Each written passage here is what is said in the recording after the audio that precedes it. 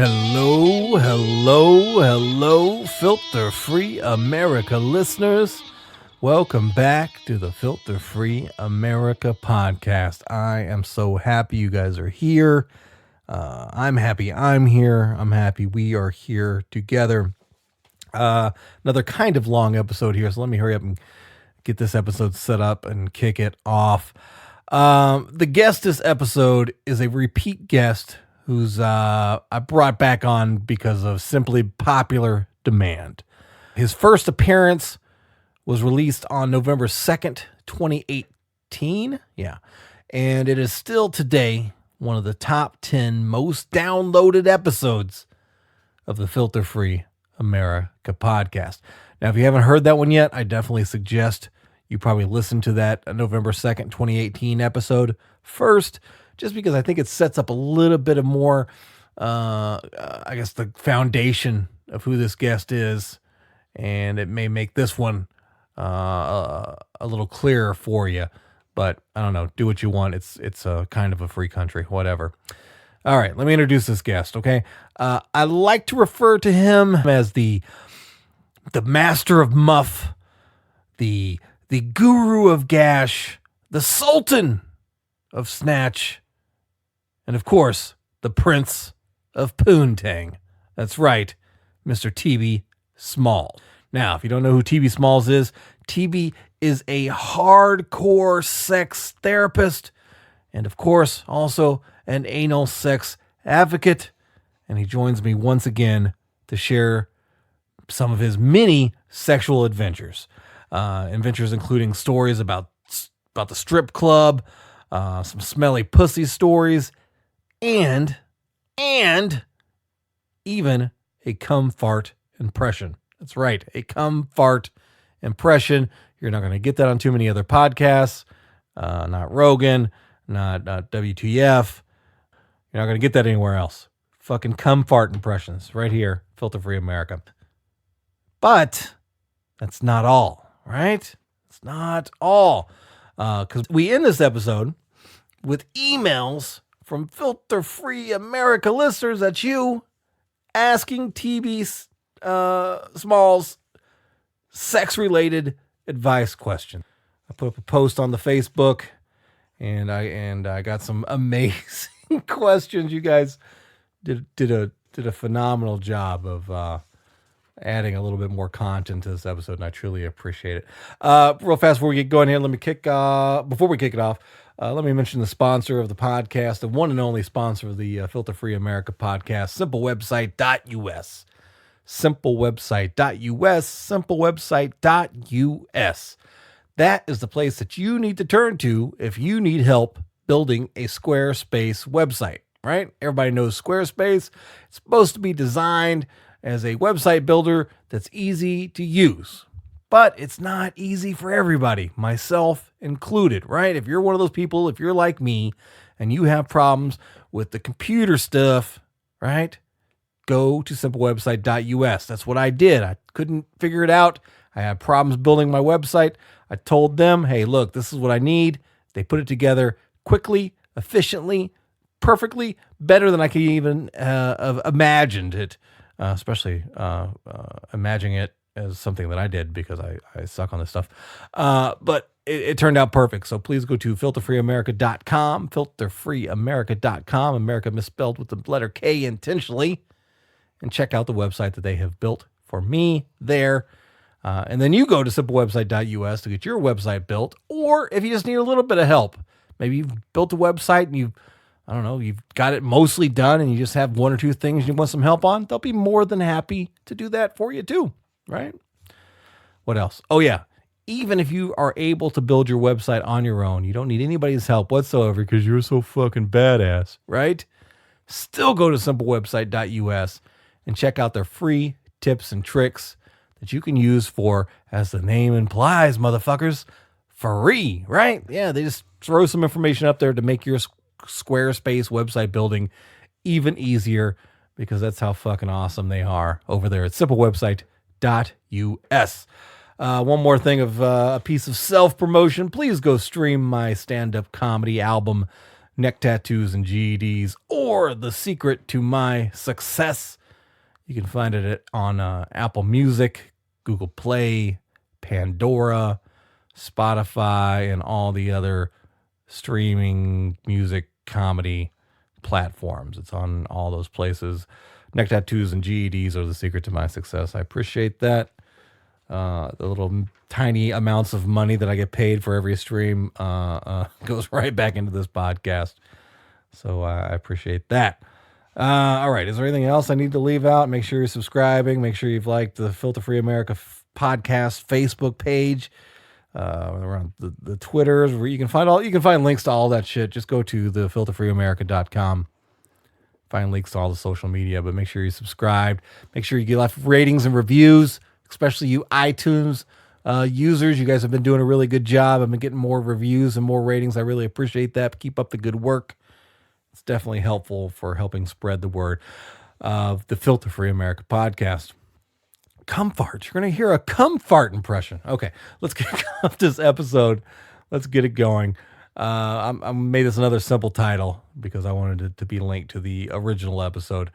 So the title for this episode is going to be Wild Sex Stories Part 2 with Teebie Smalls. Right? You like that? That cuts right to the thick of the things.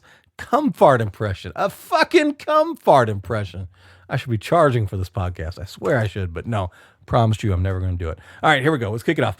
Wild Sex Stories Part 2 with Teebie Smalls right here on Filter Free Amerika. Let's go.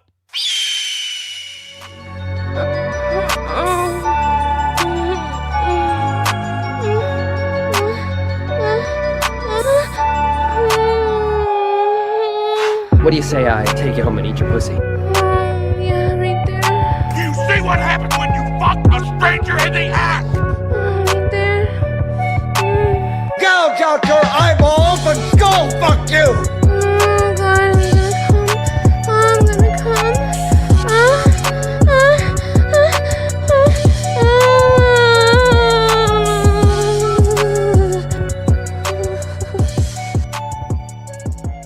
To the page itself, though, you were with us following in these random posts.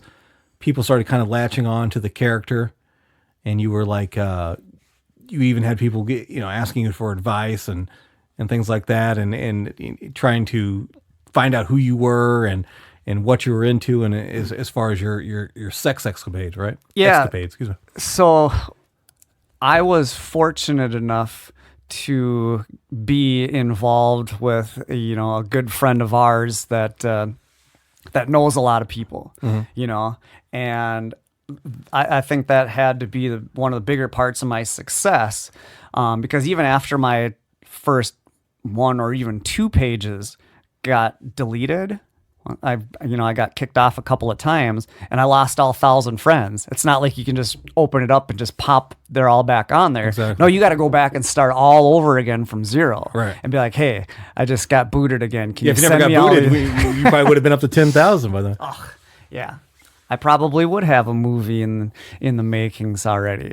But that was the whole idea. It's like, I didn't give a fuck. Right. So one of my goals then, once we got up to like 1,000 people, that's when I changed gears. I went from being kind of cheeky and like kind of gross to, people were following along with my sexcapades.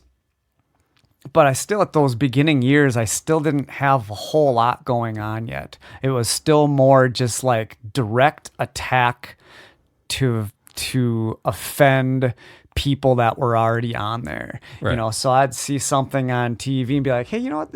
That's a pretty good point. Maybe I should just put that out there on the interwebs and see if somebody else has something else to say about it. Right. And I can't really come up with a good example at the moment, but once. So is it basically you just taking something that's going on in the news cycle and giving it a dark or twisted or dirty take on it? Is that so there was accurate? there was some early pages on Facebook. There was one that a good DJ friend of ours had started years ago called TSS, or the Total Stripper Shit. okay?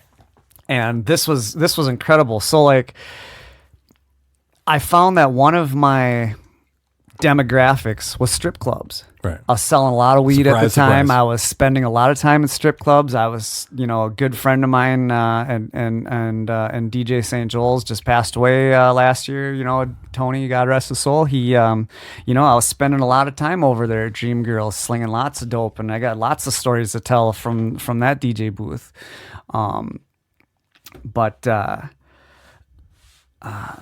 Shit, where was I going with that? We had so he had the on the TSS page. There would be maybe it was usually like the DJs or like the management guys that were at the strip club who are usually sober, usually keeping an eye. You're more the senior people in the club. You're kind of keeping an eye on things, and like Joel, he's got 1,001 stories from strip clubs. I could probably trump most of the ones that I've got to tell, but those types of experiences, those friends of mine that have worked deep in those businesses is where I get some of my material. Right. Not everything that I've said or talked about has happened to me personally or specifically, but You just translate it in the Teebie Smalls character. I feel to be a voice for those voiceless because maybe those guys weren't getting out there yet, So I would hear about, there's one girl in particular that always carried hand sanitizer. And, that's a good thing to have, I guess, as a stripper. And a bunch of them did. But she brought the sanitizer for the guys so they can clean their hands because she let them finger bang her while she's out there doing her thing. They're like, because, strippers are catty. They'd be like, oh, my God, this girl, Right. blah, blah, blah, blah. I'm like as you're fucking jerking me off behind the... Well, I'm not so shocked by the fact that there's a stripper willing to allow her vagina to be fingered for pay, as much as I'm impressed that she also had the consideration to provide hand sanitizer for her customers. Maybe your I mom think that's was a a nurse beautiful or something like that. You don't know where these girls come from. I mean... Talk about a salesperson right there. Yeah. How am I gonna clean my hands? Don't worry, I got you covered. Yeah. Stick your finger in my twat. Hand Give me $20. sanitizer. Just to go on record, sanitizer does not prevent STDs. Or Seems like it would HIV. burn. It's an alcohol base. Seems like I guess they're sanitizing their hands after the fact, which is, brave on her part that she just let some random dude who she doesn't know, who she met in a strip club, put his unwashed hands in her vagina. The one thing that she had, and again, this girl was brilliant for a fucking whacked out stripper, but she said to use the stuff with aloe. Oh, okay. So that's Yeah. It doesn't have the alcohol. Absolutely brilliant. There's one fine line there between these broads that are junked out, just stripping for $40 to buy their next rock to, hey, I can maybe make $50 if I invest $1 in hand sanitizer. Right. Now, some people are going to hear that you talking about, rocked out strippers, but I've worked in strip clubs, and I'm here to tell you that's a lot of truth to that. Right? Absolutely. And it's not a happy thing, and it's sad that it's the condition, but it's really the deal. And you've frequented a lot of strip clubs, still do to this day. Yeah, so you can you can attest to there's some sad cases of people working in strip clubs. Hey, I gotta say, I haven't been the most, happy and joy luck of most people out there. So I mean, guys like me belong in a strip club. I mean, They were built for you. When the rest of the world shuts you out, if you've got that $8 to get in, I mean, as long as there's no holes in your sweatpants. If you go early in the week, it's free. Just trying to get people in the door on a Tuesday. Oh man, a weekday stripper is the best. Well, some of these places would open up during the day, Right. And they'd have day shift is lunchtime. the absolute worst. Is the day shift stripper. I was just, actually, my last strip club experience was down at Rick's Cabaret, like mid-May, Right. for a buddy's 40th birthday party. He spent $3,200, 1 in the afternoon on a Wednesday. That was the day It's hard to spend $3,000 on a day shift. Oh, good God! Just because Yeah, so.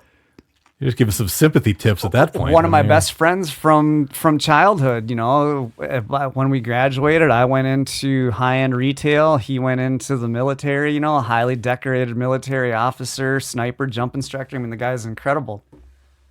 loves women, loves pussy, has a lot of respect for him. Right. I mean, he gets himself in some pretty nasty situations too, but he's so much more respectful about it. He's such a gentleman. Like Right. he was out in Vegas. I remember he told me about one night he went, I think he was at Spearmint Rhino. No, maybe Sapphires. I think it was. The Rhino was a little too nice for this type of gig, but he went in there kind of late at night. Is the Spirit Rhino, is that the nicest club in the Twin? Spearmint We've got Rhino. one here now. So Yeah, that's the old Skyway Lounge. That place is a dump. it's not Still as there. nice as like what's the other nice down the road on 7th Street there. Seville. Seville. Is Oh, it that nice? place. Those places are like super classy compared Okay. to the Rhino. The Rhino is Really? Okay. dump. Okay, I thought the Rhino. But the was one in Vegas is high end. Oh, you know, okay. It's not like a chain, as in they're all the same. No, it costs like $40 to get in, but it costs like another $100 if you don't want to stand in line. You know, our buddy Lex came and picked me up one time when I was there in Vegas, and he showed up with a limo, and he's just like, grab as much money as you can. He's like, I got a bottle and everything. It's going to cost you guys each $100 a head to get in, but we're going to go up front of the line. You know, we're just going to roll right in. We're going to sit down at our booth and, you know, have a night. Otherwise, if you don't roll them, if a place like the Rhino, You prefer the booth over Sniffer's Row? Is that? See, I would take you as a Sniffer's Row type of guy, that you would be there. yeah, and You'd want to be there where like you got, risk of things hitting you in the face. me and OG Pimpson back in the day. I remember one of these days. It's at where the Spearmint Rhino is now, but whatever it was called at the time. It was a Skyway. I've been in that one when Well, it was it was after the Skyway, but before the Spearmint. It was called something. Oh, it did else something at the else? time. Yeah, it was I for a went under short Skyway. time, and we went in there.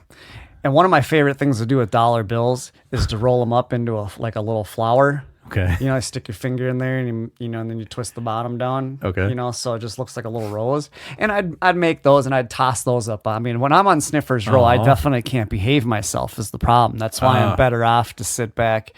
You know, because a strip club plus liquor is not a good thing for me. I mean, I'll have a good time, but like, be prepared to do some babysitting. Right. So when we went in there, I'm tossing these things up, and then I'd hand the dollar bill up there, and she'd come crawling over, and I'd start pulling away. And before you know it, I'm sitting there teasing these broads up here, and I'm being very disrespectful. I'm drunk. I'm ordering fucking, my buddy likes to pump me full of booze, and Right. well, I'm not going to say no. I You love didn't do my... the change thing. That's like the most disrespectful thing. No. It's like you throw quarters up there. Nope. That's a Nope. a good I way to get definitely... a high heel stripper I've never boot in your thrown face. change, and I don't think that I've ever. I don't remember if I've ever legitimately made it rain. But I remember when I had my big knockout, my professional boxing fight up in Superior a couple years ago, and DJ Joel was up there, and he definitely made it rain at the strip club for us. You know, it was a fun time. But I'm too greedy to do that. I don't. But I had not a these strip show dollar good enough bills, for me.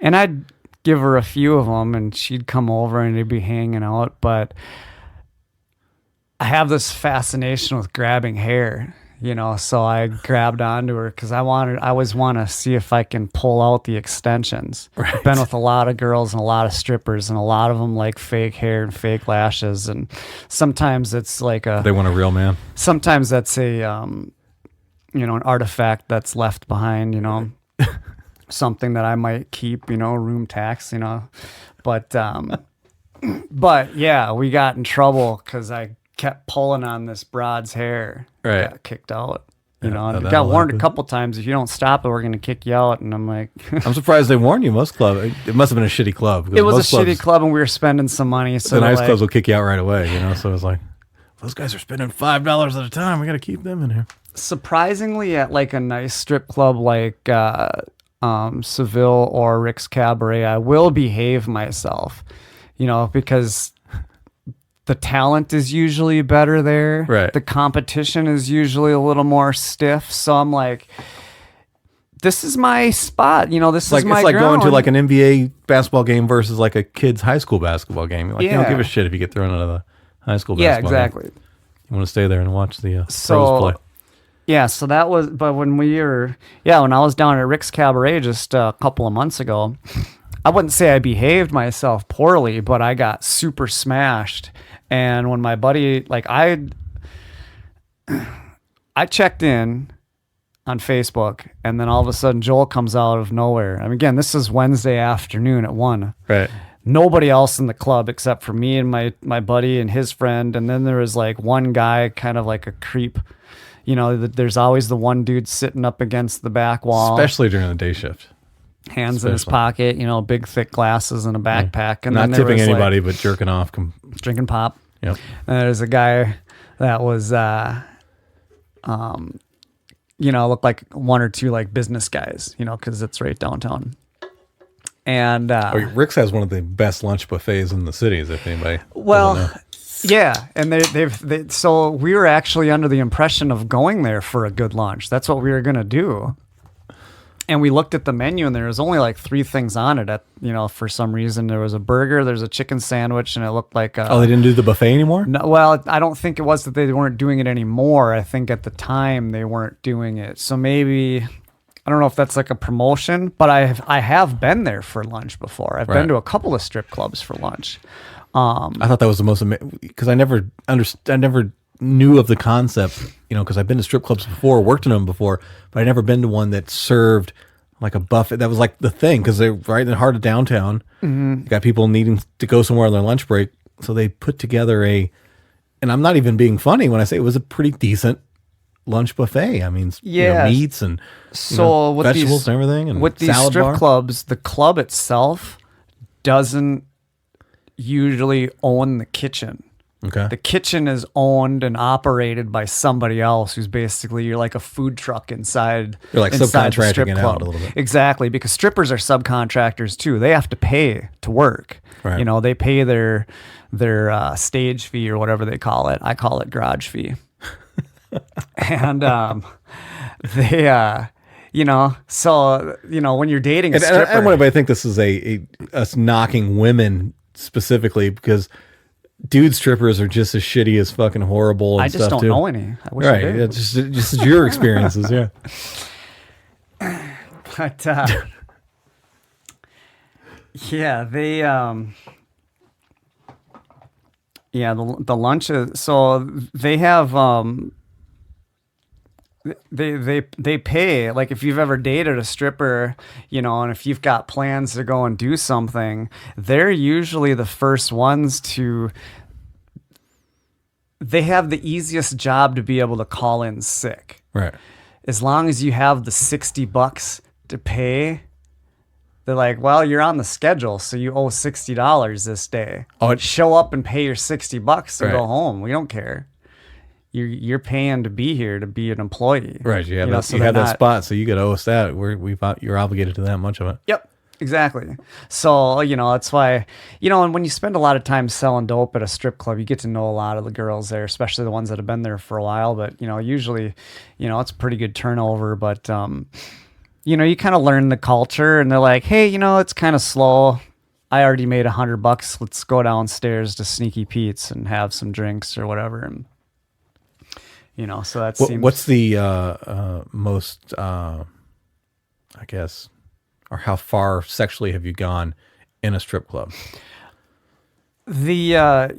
Surprisingly, well, out on the stripper floor, versus in the DJ booth, 2 completely different worlds, because you're not under camera, you're not under necessarily being watched, you're not, that's just where you have to behave yourself, is when you're out on the floor. My ex-girlfriend, whom, this girl, she got pregnant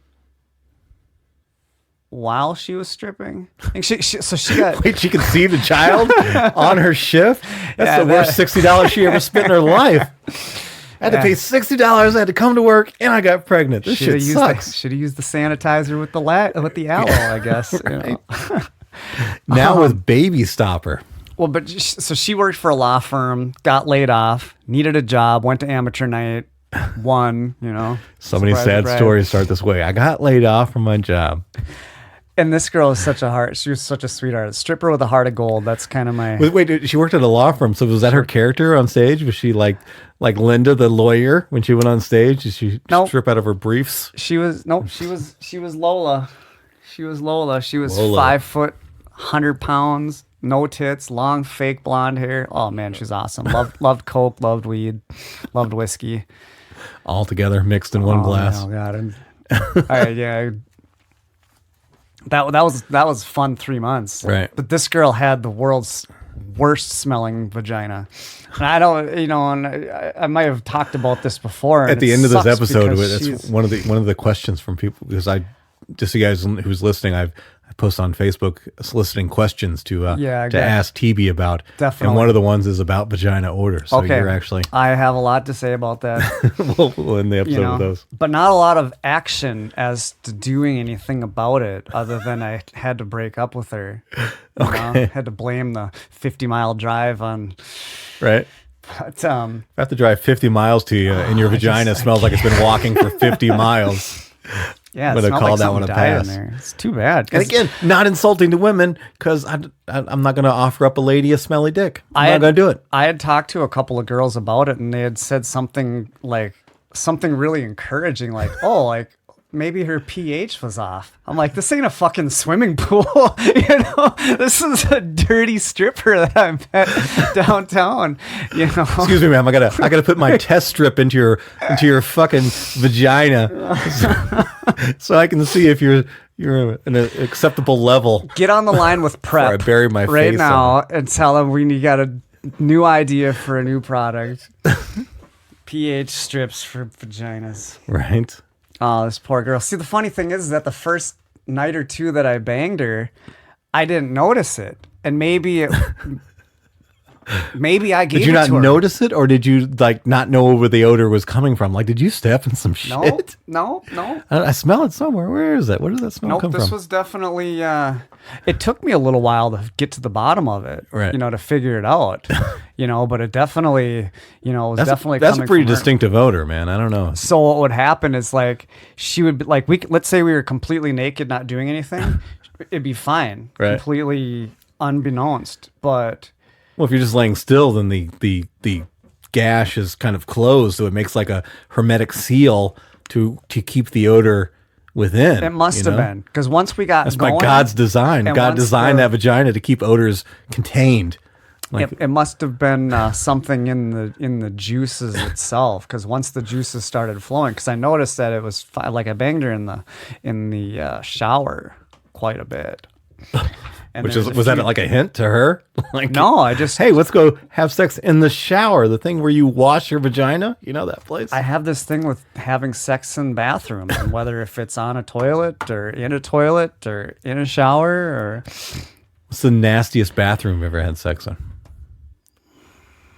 I don't recall ever doing it in a porta potty. Okay. I'm not saying it hasn't happened. A summertime porta potty after fair week. How bad do you want to have sex? I'd rather be an exhibitionist at that point. I'd rather say, fuck it, I'm just going to do it here in the parking lot, because that little blue water does not contain the smell either. Yeah. It's much like a gaping vagina. It doesn't hold the smell in. There's definitely been, and I wouldn't say that anything has been super, super bad. Most of the bars that I've ever been to, I've been to some with some pretty nasty bathrooms. Well, let me ask like this: if the pressure's on, she's ready to fuck. She's like, we got to fuck here in this bathroom. We're not going to fuck at all. Is there a nasty bathroom out there? Can a bathroom be so nasty that you won't go ahead and fuck in it? I would have to throw a lot of the decision making on who it was. Okay. Because usually a bathroom is just a matter of an opportunity, and she's a 10. She's whatever your fantasy is. She's everything you want. She's like, you got to fuck me right here, right now in this nasty ass bathroom. You're not going to fuck me at all. Great thing about our bathrooms being male female separated, we've already made the decision to have sex before we get to the bathroom. The bathroom is usually you know. So you're not turning back. You walk in there. There's a pile of shit on the floor, staring you in the face. You're gonna still bend her over. So you know what? I gotta take one for the team here. Please ignore that pile of shit on the floor. You're going for it? I'm not gonna judge you. I'm just curious. Yeah, you know, I think so. Other than, I think I would be more concerned about stepping in something and like getting it on my shoe. Right. You know, I guess I would be pretty, I guess it would ruin the moment if we slipped and fell in it. But I have a recollection of a bathroom hookup at a really nice bathroom, nice bar restaurant downtown Minneapolis, super fancy place. And I was comfortable enough. I don't like bathroom floors, but I was comfortable enough to get the business. And we were on the floor. Oh, see, I couldn't do that We at all, got no matter down- how clean the bathroom Yeah, was, I because don't- there's going to be a loose pube down there from somebody prior. We're doing stand-up sex only. So that falls into my, you know, depending on how many drinks that I've had. Okay. You know, like by the time I'm getting to the point of a bathroom hookup, I'm usually pretty smashed because it's usually, you know, somebody pretty subpar, you know, and somebody that I'm fucking half blind making out with anyways. You don't even care at that point. When you've done your bathroom hookups, have you ever bought a condom from one of the dispensers in the bathroom? Yes, I have, but I have never used it in that situation. I have purchased condoms. Well, that's what I'm saying. I was like, oh, I need a condom. Oh, wait a minute. Here's a dispenser on the wall. How convenient. Nope. I think at that point, by the time I've even got into the bathroom, I had already made the decision to bang. Right. I had already made the decision, like, You know- I'm not even thinking about condoms. If I see a condom dispenser on the wall, it's just going to be something that's going to get in my way. I'm just going to kind of like, You're actually going to use the dispenser to avoid brace it. yourself I against might the wall. have to, but Well, here's the go-to move. If you're in a restaurant or a bar, they almost always have prep gloves, right? Those little latex prep gloves that they put on their hands in the kitchen. oh, sure. Just Yeah. strap one of those on, right? Yep. It's a free condom right there. Well, for those of you who don't know me that well, I'm not exactly your foremost advocate of condoms. You know, I mean, I'm pretty safe about everything, but that's one thing that I'm. Of all the hookups you've had, how many times have you worn a condom percentage-wise? I don't give an exact number. I'm sure that's impossible. Well, the married girl Half the time? was like Quarter of the time? the married girl was like 99.95%. Just, you know, Raw dog? no, with rubbers. Oh, okay. She is, you know, She didn't want a kid, or she didn't trust want your to- well, your origins? It was all of it. Okay. But the funny thing is that I'll fuck you. I just don't trust your dick. that's the funny thing is that she knows where I've been. She knows everything about me, and we've still done it raw dog a few times. Right. Like, all right, you know, All right. You're I can't say that I've ever given her anything. sign this release form, and I'll fuck you raw. But as far as like,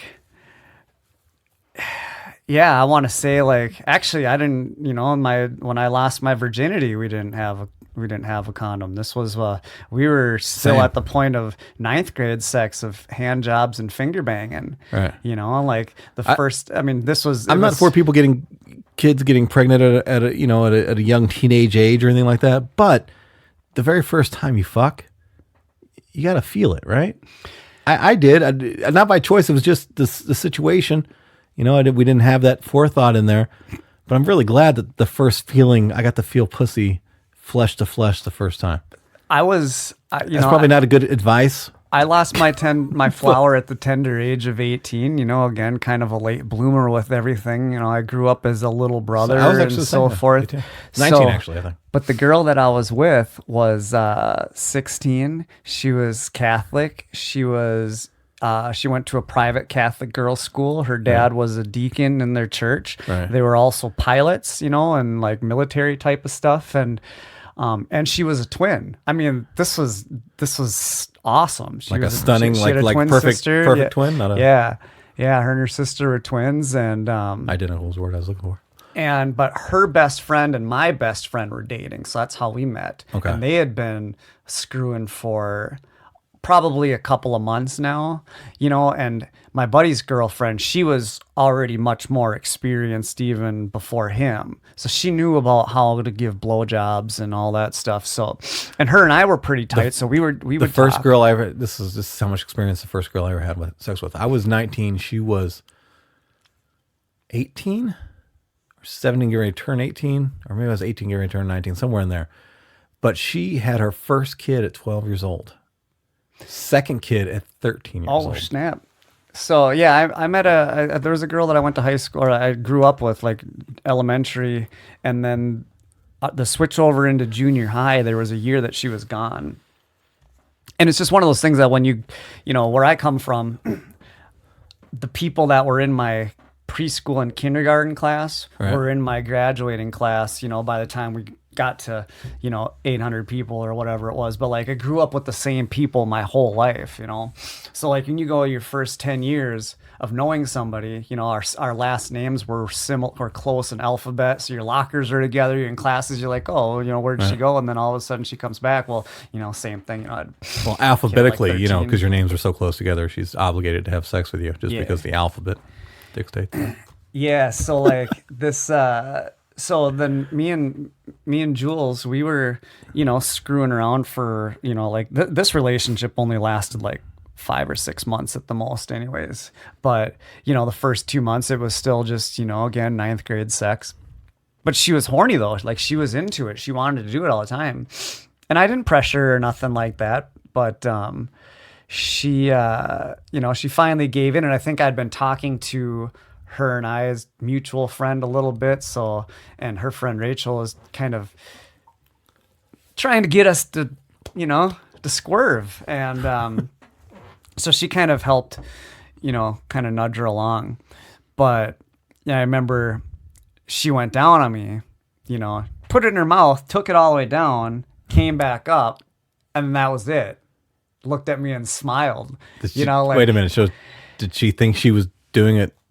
That was all she had to do? I think so. Or maybe she was just She trying didn't it out. understand the concept? We didn't really talk about it, I was pretty Because it was your young first and time too, so you didn't know either. Yeah. I mean, but I had seen porno at this point. Right. Like not just the videos or not just Playboys, that was 80s stuff and 90s stuff, like this I think was I'd rather have 90s. no blowjob than like a quick one blowjob. Well, I know my next door neighbor that I grew up with when she was like 15 or 16, she blew one of my buddies on the football team, and she did this. Just grabbed it and blew into it like you're blowing into a like she's microphone. doing a mic check. And he's having that Testing. same moment like I would. Like you're just thrilled that something's going on, but Right. you don't want to ruin it. You just bite your tongue. I remember being in like 6th grade and knowing the term blowjob, and I knew it was something bad, but I didn't know what it was. But I was trying to be cool with my friends and act like I knew what it was, right? And I kept trying to convince them that it was something about blowing mucus out of your nose. Oh, yeah. Like I didn't even know the concept of sex or anything like that. I was like, oh, it's a blowjob. You just blow boogers out of your nose. Some of the funniest blowjob stories that I've ever heard have come from virgins. Really? Like First time giving, first time receiving. yeah, just like girls in general that were virgins that never had sex. But I know a handful of gals that gave up plenty of blowjobs. But like they would just have these funny stories. Like like one in particular. I know this girl that I was really good friends with, and she told me about that. She blew this guy and he came in her mouth, and she must have gagged, but she blew it out her nose. Like she Nice. like got halfway down and Right. and it just cum dripping out of her nose, and she laughed about it. She was a nice, fun girl. And I've seen that in porn, but I've never seen it in real life. I've seen it. yeah, so like I I imagine it happened though. You have a pretty substantial load to really choke somebody up like that. yeah, right? at those ages at the time, That's right. Yeah, heavy production at those days. Yeah. This is 18, 19, 20 type, the Back when you were golden still years. coming for distance, when you were like shooting it across the room. But yeah, so like, so she gave me the quick blowjob, and came back up and looked at me and smiled, just Like she did you a favor, right? Like you don't, Yeah, you suck that And you don't want to break her heart. You don't want to tell her, no, you fucked up. You didn't do it right. You didn't do nothing but make things worse. the only other thing that I can think of is that she did know what she was doing, and she didn't want to make me come yet because she wanted to fuck. I don't know. I guess we'll just. She was Catholic. I've got to think that a priest somewhere along the line had to explain to her what a Man, blowjob we're on was. the couch. There's pictures of like the Pope, the Virgin Mary. There's rosary beads everywhere. Her dad sat me down one time and talked to me about why I should be Catholic, and I'm like, look, man, I've been going to church my whole life. We don't need to talk about this. And they're nice folks though. But then she's like, that's when she stands up and she's like, come on, let's go into my room. And we just got down. And I have to say, like, my first time at bat, like I pounded, like I didn't blow my load. I just, just for whatever, I was just there. But I went down on her. Definitely did that. I think I got about idea what I half was shaft doing. before I blew my load. Nope. Half shaft, first stroke. This is amazing. No, I was actually pretty disappointed that I didn't come, but I'm kind of glad that I didn't. I don't know. Right. So her and I, our first time was definitely like, it was sport fucking. It went on for a while till she finally had to be like, okay, I can't do this anymore. It hurts and I'm going to start bleeding type of shit. Right. But I definitely went down on her. Which is always an ego booster for you. Oh, for sure. I've got to stop having sex with you because it's too painful. I do remember that before her, the first girl that I had ever fingered, her and I were into a lot of finger banging and hand job. This was definitely 9th and 10th grade type of stuff. And I remember the first time I smelled my fingers after, just to see, and I didn't like it. And then that's not that it wasn't like the stripper where it made me sick. This was more like it was just that real sweaty, dank pussy smell. Right. Little must have pissed. Now my there. tail starts wagging every time I even get close. But at 15 years old, I was like, oh. Right. That's where the whole smell my finger prank came from. I was like, look how this shit doesn't smell good. But if it doesn't smell like anything, like how do you know? I mean, I've been with girls where their pussy smelled and tasted like water. It was a dream. Where was your first finger bang location, like geographically? Were you in a house? Were you in her house? Your house? It was either in my parents' basement on the couch, or it was in my car. I had a 1978 Malibu with a bench seat. Nice. And we definitely had the classic, like, out in the driveway for 45 minutes, windows fogged up. We're just saying goodbye. Butt hits the horn every once in a while. Right. But yeah. Mine was a tree house.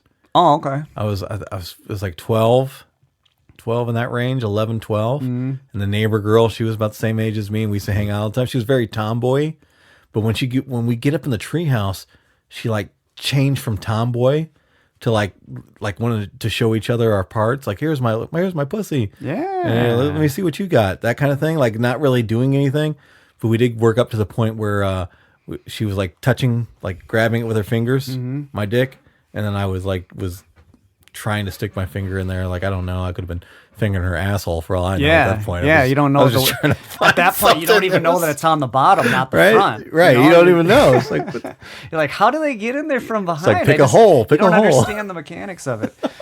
Yeah. No, but you definitely don't want to smell your finger after putting it in that hole. Yeah. That's definitely a more distinctive. Well, I know I did smell. on this first on the virginity voyage. When I went down on her, I did the shocker. That was one thing that I did know about, that's went top for tier skill level stuff. I'm telling you, my first time, I was gonna hit as many as I could. Like, I even thought about trying to fuck her. Might be the only time. We only did it twice in our relationship, right? And we tried it once with a condom too, and and I finished, and I was like, "Oh, this is kind of gay." It was such a What was your docile. What was your first anal sex experience? Giving.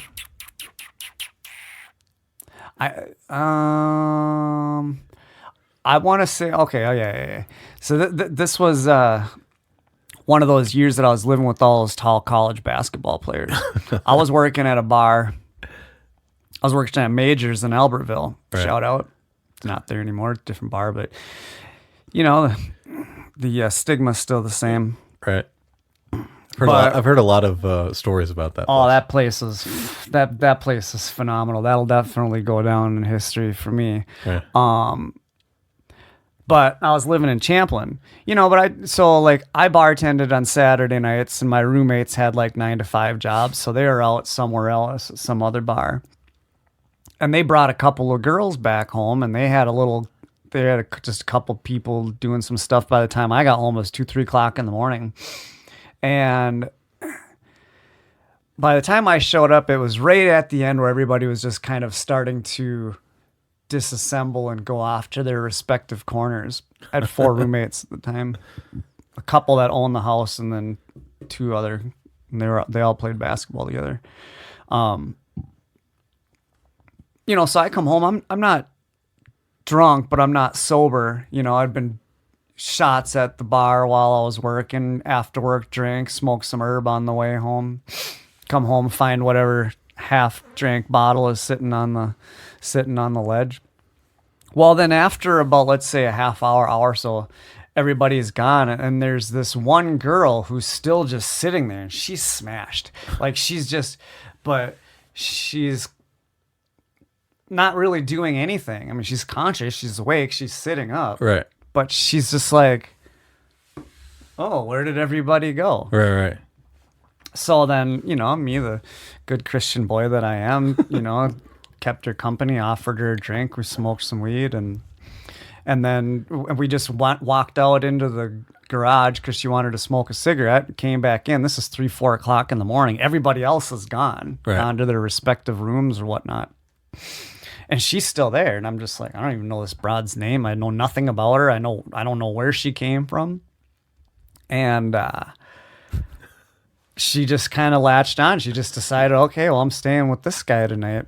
And this was, you know, again, right in my wheelhouse. She was like 5 feet tall, maybe 100 pounds, not even. I mean, total fucking, you could tell that this girl's been to rehab. And, you know, she wasn't super ugly, but she wasn't, you know, definitely not pretty. But the fact that she wasn't classically tiny, beautiful. she looked like a 10-year-old boy. I was like, oh yeah, fucking whatever. Like, I've got nothing invested into this. It wasn't even my booze that I gave her. Right. Probably found an ash of some weeds sitting out on the fucking patio for all I remember. Right. And I think we had 1 or 2 more drinks, had another shot or so. And I invited her down into my bedroom because the whole house was kind of a dump, but my bedroom was the one that was kind of put together, you know, like I had a nice shag rug, big bed. Part of your strategy. You got to have a nice place to have girls comfortable to have sex. Exactly. I had mood lighting. I had stuff like this. I mean, it was nice where everybody else just basically had a mattress on the floor. My house looked like a crack den where a bunch of rapists lived. Nobody was, you know, raped. Right. Yeah, so we just, then all of a sudden we just start getting hot and heavy. We start banging, you know, and like I'm one to, you know, I'm a boy. I'm programmed to put things inside of things. So I want to put my fingers in every possible hole. I want to put my dick in everything I can find. You know, so I mean, when you're banging a chick and you know, and you had asked earlier about like, and maybe somebody was going to ask later about like moves and positions and stuff like that. Well, you know, you kind of organically let it flow. Sometimes, I mean, if she's a spinner and you can lay down and spin her around, you know, I'm only 140 pounds, so I'm kind of at a disadvantage as far as agility in bed, unless I'm with somebody who's either equally as agile or smaller than me. Right. So that's why small girls like big guys, because they can toss them around and stuff. I don't really have that. How tall are you now? You're 5'7". 5'7". If I'm not lying, you know, to squeeze in that extra inch. So what's the tallest chick you've ever been? 5'11". Been with a couple of them that were that tall. Holy shit. That's like a jungle gym for you, man. That's super fun. Yeah. Holy shit. Yeah, that was the one that was, you know, we were in my brother's. I can never have sex with a woman who's got bigger feet than me, though. That would turn me off. I don't know why. Which would be hard to find because I wear a size 14, 13 and a half, 14. But if I ever had a chick that had as big a feet of mine, I couldn't do it. I can't say that I've ever really been with a fat chick. Right. You know, I've definitely been with girls that are out of shape and like heavier, but like they were more just like bigger than me. You know, somebody like you who's obviously bigger than me would look at her and be like, oh, she's not fat. Well, right. I mean, you can say obviously she's not a fucking swimsuit model, but Right. She was stocky. yeah. Gotcha. But yeah, anyway, this broad, she was all sorts of fun. I mean, she barely spoke English. She was so fucked up, you know, just but again, this was all like completely consensual because she was just as into it as I was. But yeah, you know, after you get a few fingers in there every once in a while, and she's just like, yeah, go ahead. She's just like, yeah, just do it. So I just fucking turned her over and just went in as far as I could, all the way down. Balls the ass? deep. Yeah, I just held on, you know, and You get her primed, you get her finger yeah. primed. And Impressive. yeah, I mean, again, this girl was like, I mean, she was tiny. She was really small. I mean, I could feel every bone creak and crack and crush every time I thrust it. It was so fun. So she was either really into anal or she wasn't intimidated by your cock at all to just take it just kind of out of the blue like that. I mean, she had, I think she had a child. Right. I want to say. And, you know, that's like Pretty 25%. sure that didn't come out of her ass, though. It's like 25% assumption, but 50-50, I'm pretty sure it didn't come out of her I want to ass. say every girl that I've ever had ass sex with has had a child. So, moms out there, you know, Hold on, now I'm doing the there's research now. Hold there's on. an option. There's other options. Dude, so same. Is that where anal sex comes from? After you have a kid, does it like as the kid comes out, does it hit a switch inside of the woman that makes her want to do anal sex? The one Listeners, dirty somebody, tramp that if I've you've done had the sex with most a girl who's stuff. not had any kids, please write into the podcast, filterfreeamerica@gmail.com, and let me know if it's possible to have anal sex with a woman. Or at least who hasn't had kids. to want it, you know, to be susceptible to it. Right, to be into it. Yeah. Like she's not just doing it for a favor, you know? Like, I mean, a okay, gal that, I mean, if you squeeze something the size of a watermelon out of something the size of a lemon, you know, it does things to you. Right. Maybe to your psyche, maybe to your body. Like, it gives you the confidence. Well, if I can push this out of that hole, Yeah. I can take that in this hole. and That's science, some bitch. level of education that goes into it to understand why it's a good thing for you ladies to take it in the pooper.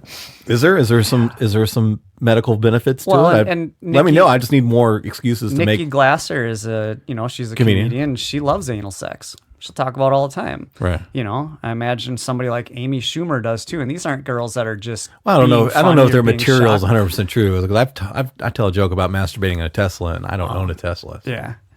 it is what it is. But yeah, so that hookup turned out to be like 2 or 3 sessions, you know, in the 5 or 6 hours that she spent with me. What was it? Multiple anal sessions, or did you just No, it start was with the only one? No, it was you know, it was pussy, and then like the butt sex might have come during the second session. That I don't recall, Okay. but I do remember. That doesn't seem like an appetizer type move in most cases. I don't know. No. I've never had a sexual experience that started with anal. I mean, you want it to be on the menu, Right. but you know, and you can kind of feel it out because again, if you can get fingers in there and they're okay with it, Right.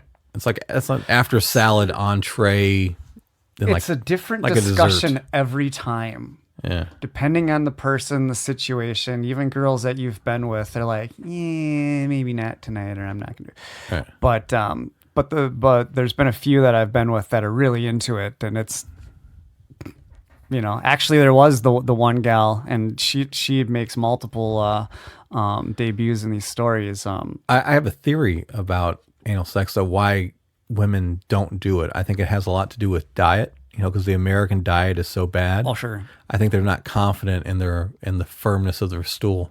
My ex I was think like, that's the reason why a lot of women hold back from it. keep your finger to yourself. She's like, every time you do that, I feel like I'm going to take a big shit. I'm like, well, and then I remember it's Stop like, going to Taco Bell before we have sex. oh no, she was a vegan, so that wasn't really okay. the problem. The girl barely took poops as it I was. was gonna say, that's like rabbit It's poop. just like after that. I mean, I'm not into it. It's gross. It's whatever. They're more fucking foreshadowing. having. You have a question about anal sex, and And poop too, waiting for. And then I remember after she had said that to me, this was just earlier. This was just last year. This was during one of our final flings, and I remember she had asked me. She's like, "Have you ever been involved in an accident?"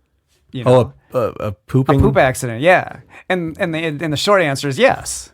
You know, don't go into too many details about that because one of your questions is about that. Well, yeah, but the gal that I did my first butt run, but I took it I did it like a pro.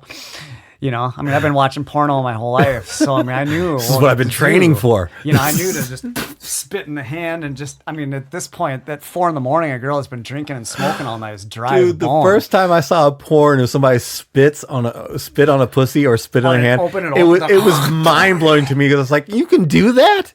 That makes so much sense to me. It's like, it's right there.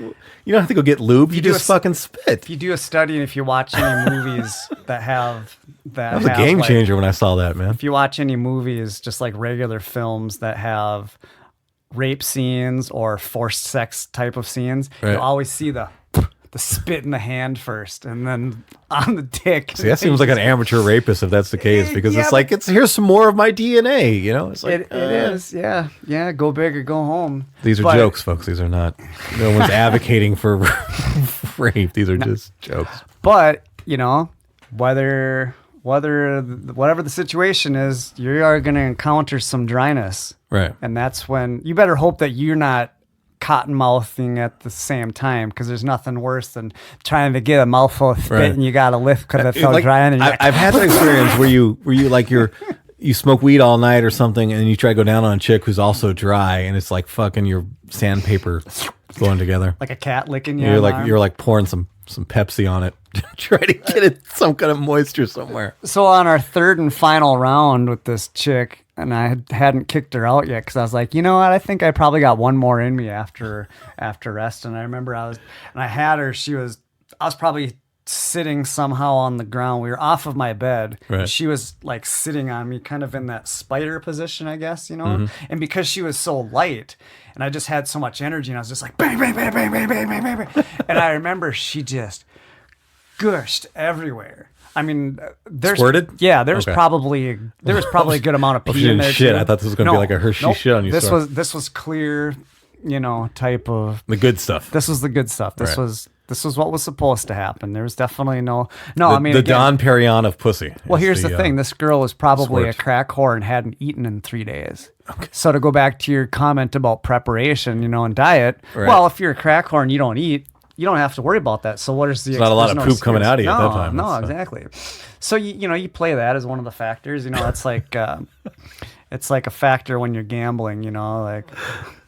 Did I just see you like pre-sex doing the math on a notebook of a crackhead? Call the Powerball accelerator or whatever they put it on there. Jesus. But just this was actually I want to say this was probably my first like explosion, like the first time somebody like gushed all over me too. I mean, again, this was like. Were you scared by it the first time? Were you a little like? No. I was just. It was pro. I was a little unnerved. I have to admit that it was the first time. It was like, wait a minute, what? Did she just pee on me? It was like that was my first thought, and if she did just pee on me, why am I really enjoying it? Because this is. Well, see, and I learned a long time ago not to spend a lot of money on like nice sheets and bedding and stuff like that. Right. I mean, if you're with the same girl and she's a decent broad, you know, it's one thing to have like nice sheets that you change every 6 months. But like, I don't change my sheets and my bedding much as it is anyways, whether if I'm getting down or not. When your white sheet has a brown spot pattern to it. I got brown sheets, so it's really hard to. That's good. That's a good strategy. But yeah, no, I just kind of just rolled with it. Yeah, it was great. So, and then I don't know how she got home. I don't know if her friend came back and got her, but that was basically the end of the story though. But I mean, it ended in the explosion of fluids all over the place. And I buried the load. I didn't use a rubber. This was just some nasty. I don't know if I went and got an STD test shortly after that, but yeah. So were you just gambling? Like if she gets pregnant, she gets pregnant? Is that? I guess I wasn't really thinking about that. It wasn't I don't understand the question, Joey.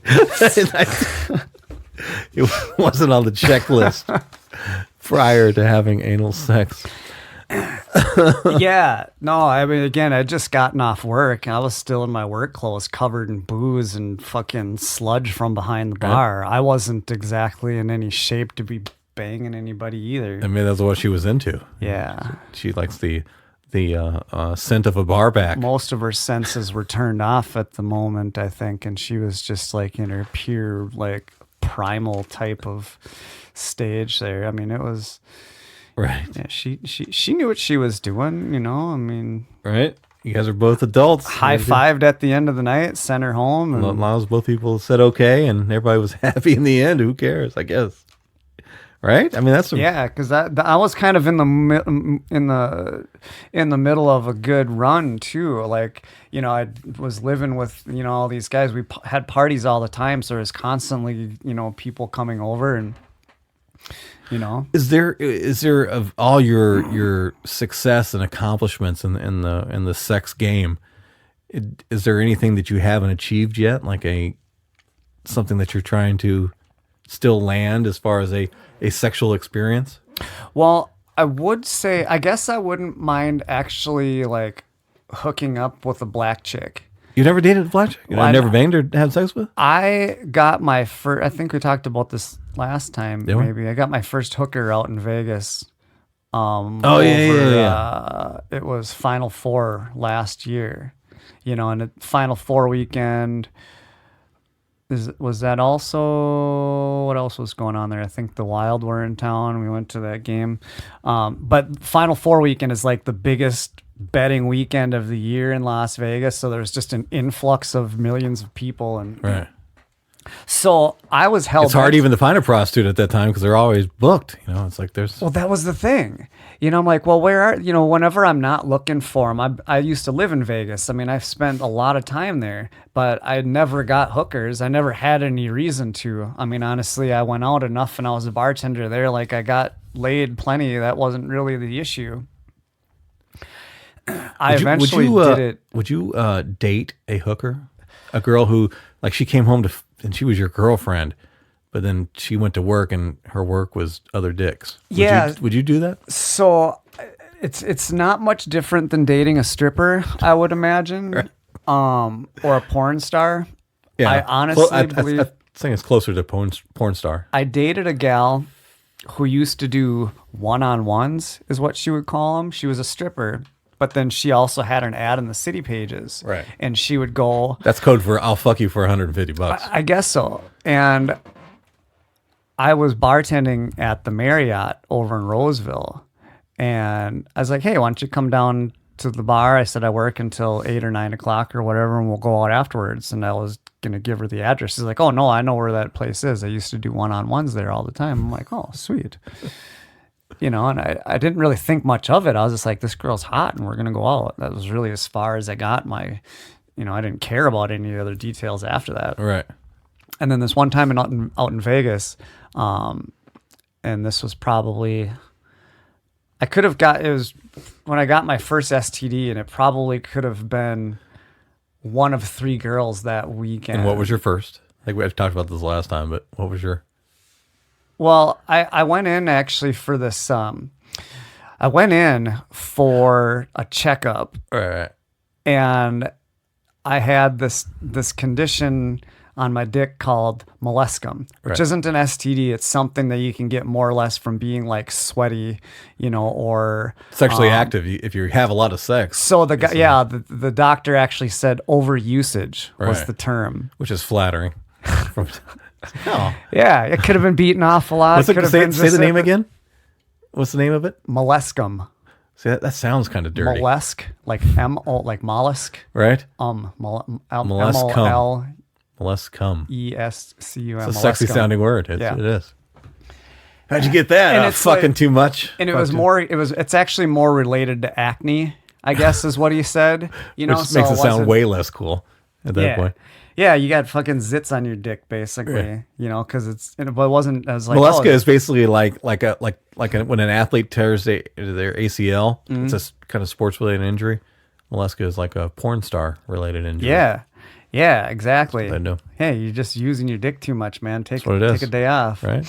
You need some rest days before you go into the playoffs. And I'm like, well, I would have.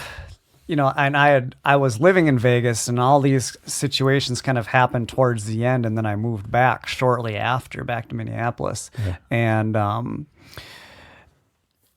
was, and I'm foggy on the details because then like a week after I moved back, I was downtown Minneapolis and I met this girl, and and our relationship kind of kicked off, and it was a lot of finger banging and blowjobs, and she was a single mom and had a couple of twins. Oh, this wasn't a prostitute. This no, one. Okay. But what I was saying, but one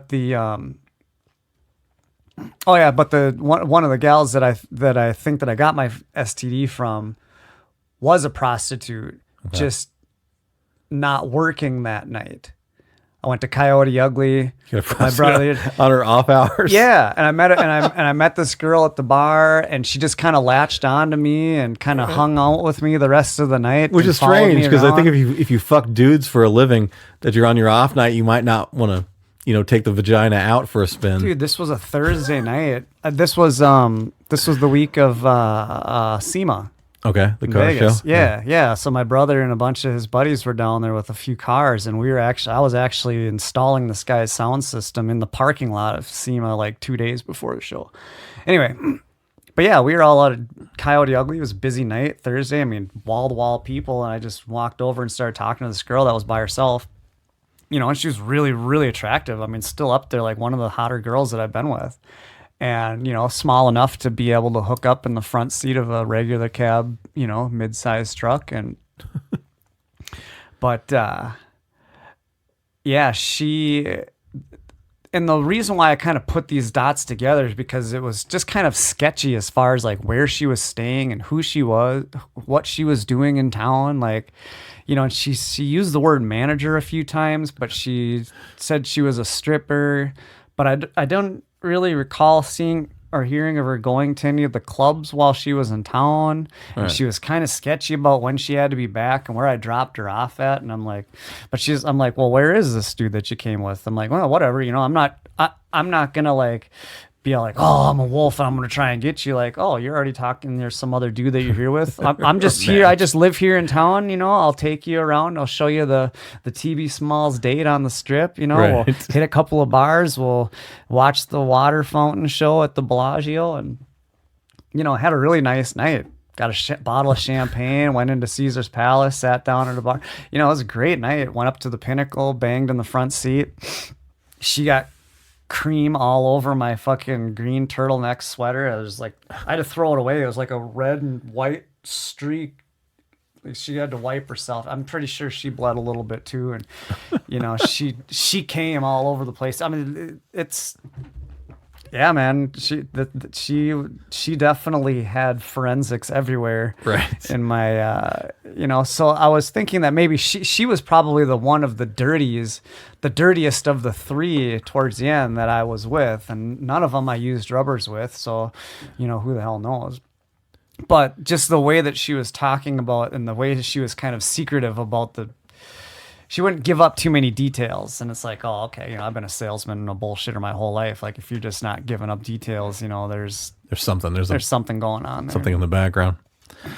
Well, we're getting close on time here, so I want to make sure we save enough time for all the solicited questions of advice and input that we got from people. So I'm just going to start reading to them and then let you answer them as best you can. Are we doing this anonymously, or are we going to actually, mention the person who wrote it? So I'm going to mention their first name and last initial because none of them told me not to. So I'm going to assume that means that's permission. Well, yeah. Otherwise, what if 3 people sent in the same question? Exactly. Well, I did curate the best of it. I picked the top 10 of the 20 or so questions. Some people ask multiple questions, so you get the best of the best here. Yeah. Well, my original, goal with my Teebie Smalls page was to be kind of like a Dear Abby, ask that's what I keep TV encouraging you to do. I want you to reestablish. You've left social media as your Teebie Smalls character. I need to hire a media manager. Right? You need to. I'll do it. I'll help you. Whatever. You get your character back out there. They're ready for you. What the things you talked about now? These are fucking leadership tree. You might get elected at this point. Hey, I mean, you're what America needs right now. TV.smalls 2020 at Yahoo. Right?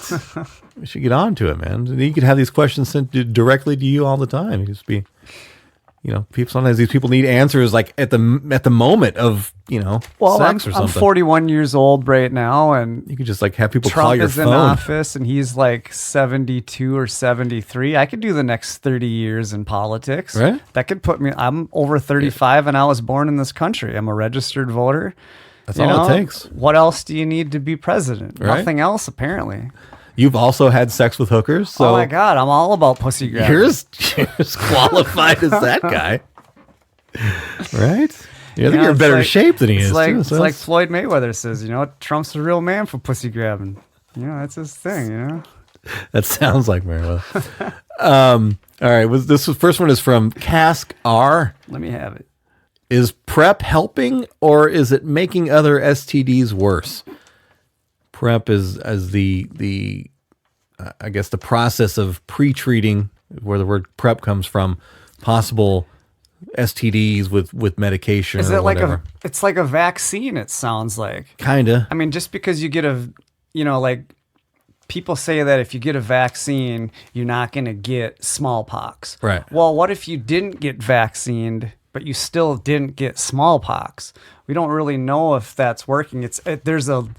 I'm sure there's a clause in there saying that it's not 100% sure. Right. What if only 30 people take it and 25 of them get STDs? It's like, Exactly. well, a million people need to take it in order to get a legitimate. I don't know enough about the product there, but I think his concern mostly was that he thinks that it's maybe is allowing STDs to gain strength, much like a flu shot when like a people get mutation. yeah, like it's advancing as a species. I would say that this is a legitimate concern, because I think just about every virus out there has had the opportunity maybe not every virus, but there's definitely stuff out there that have mutated. Different strains wind up, all of a sudden now it's no longer you can no longer stop it with your regular whatever the hell you use, antivirus. Do you at your age and wisdom now, do you take anything, supplements or anything to help protect you sexually? Are you using condoms now? Are you no? That's not it.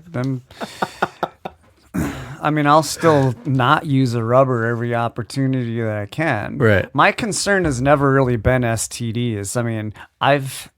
I've had enough to know that I would rather have. You built up a tolerance. I would rather have chlamydia over the flu any day. The flu takes you down for like 12 days. You can't eat, you can't sleep, you get chlamydia, you can still go out. If you're going to bang somebody, yeah, okay, maybe you do want to wear a rubber. I'm not advocating not wearing rubbers. I'm just saying they're not for me, and maybe that's what it is. Maybe it is, gambler.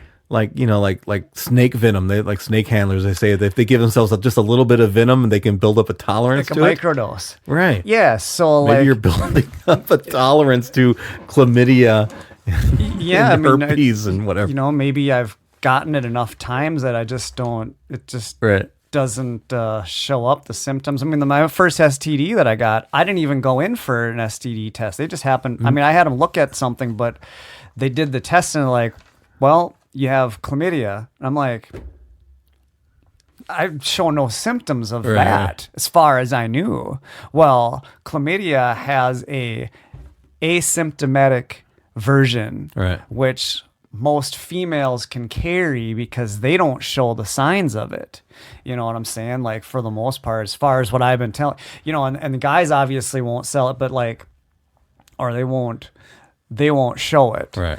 Is what I'm saying. But girls generally either version, I don't think, or they can probably go further without noticing that there's something wrong. The first time that I got something and I knew that I had it, it still wasn't bad. It wasn't like pissing fire or razor blades. It was like an itch, but it was inside. Right. You know, like you couldn't get, you know how like when the inside of your ear itches and you can't fucking get into it, you know, no matter what, like it's in there. Like that's what it was. It's like, okay, but it relieved when I pissed.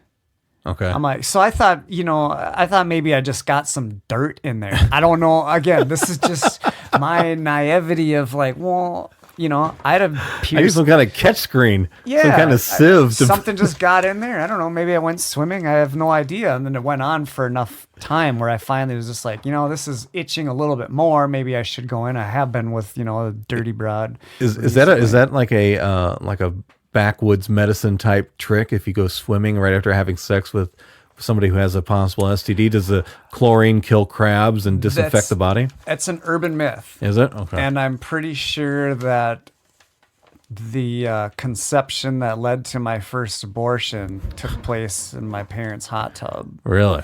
Yeah. Okay. You know, and that was... It didn't boil the cum, it worked. That's what you're saying. I'm going to have to call those guys PPG, I think, made the chlorine, and be like, look, you guys got to put a disclaimer on here. This next question is from a lady, Tara P. Have you ever had a girl pee or poop on you? Or have you peed or pooped on somebody? I assume she means during sex, not just like randomly on the street. No.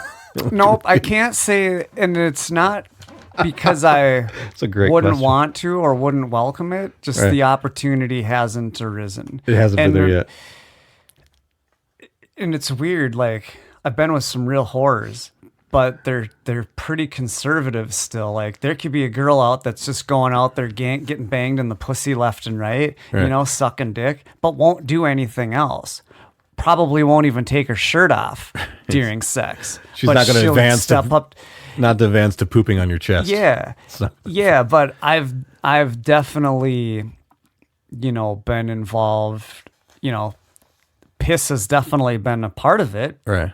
But so are you saying right now, I've never been involved in water sports, no. You've never had a chick pee on you?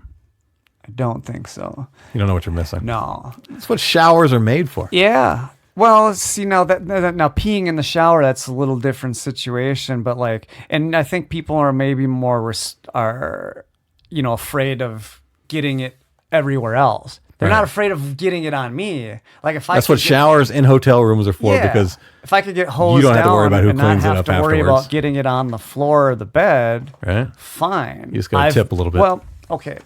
I guess if we can shoehorn this one in as a count, I've been with plenty of girls that have pissed the bed while we've, you know, like out of for an sexual pleasure, example- or just they had no, pee this issues, is from or being wasted. Okay. You know, peed in the middle. But like, I've been peed on that way. Right. Like when you're curled up with them and all of a sudden their pee is, you feel like you pissed. Right. You know, it's running down your leg.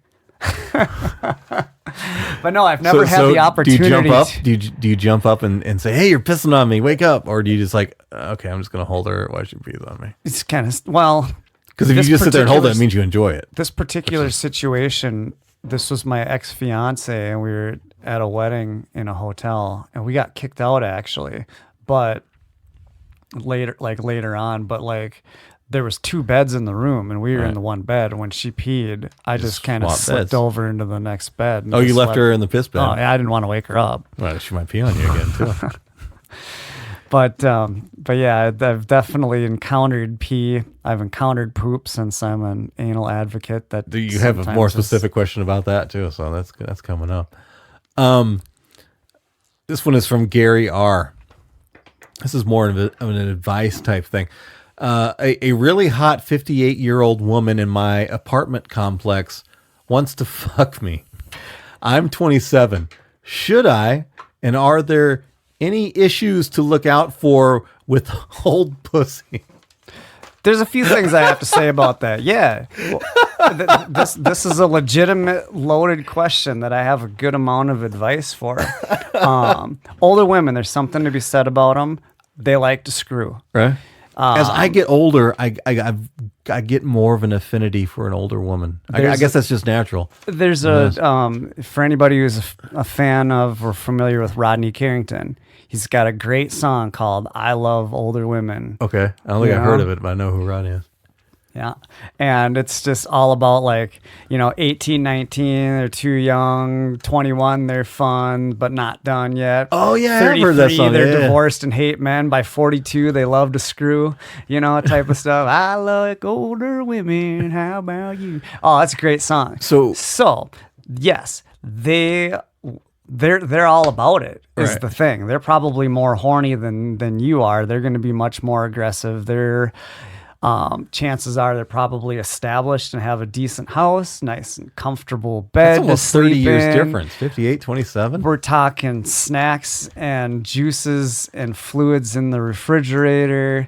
We're talking maybe she might Probably even not take as you much out. moisture and fluid in the vagina. Well, see, and that was going to be the next, my next point there is that, Is that one of the older issues you'd women, have to you talk do about? have to worry about that. And, and if they're a good older woman and they're familiar, they're aware of it, Right. They'll keep their lubrication or whatnot. Or they'll spit in their hand. Or they'll spit in their hand. Rub it on. This one gal, I remember, she was probably 42 to 47, somewhere in there. I was probably in my late 30s, but she would dry up, but then in the midst of, you kind of keep pounding through the dryness, Right. and then eventually it kind of works, it opens up again. Right. Well, chances are that's usually... Or you create so much friction that there's blood, and then that's a lubricant too. Yep. So, blood has definitely played a huge role in my sexual escapades. We covered that in that Yep. last story. That you had a pretty graphic yeah. story, so everybody needs to hear TB's first interview. First on the blog podcast. that I ever wrote about on the webpage was the axe murderer night. It's like a scene out of Friday the 13th. Right. But yeah, there's the